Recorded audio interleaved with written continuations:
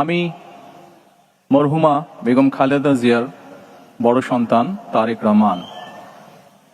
আমি আজকে এখানে উপস্থিত সকল ভাইয়েরা এবং বোনেরা যারা উপস্থিত আছেন,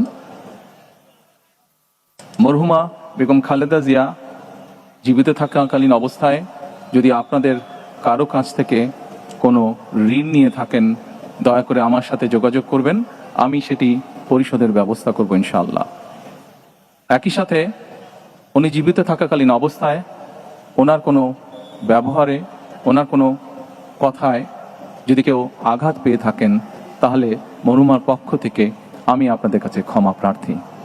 দোয়া করবেন আল্লাহ তাআলা যাতে ওনাকে বেহেশত দান করেন। আসসালামু আলাইকুম। আমি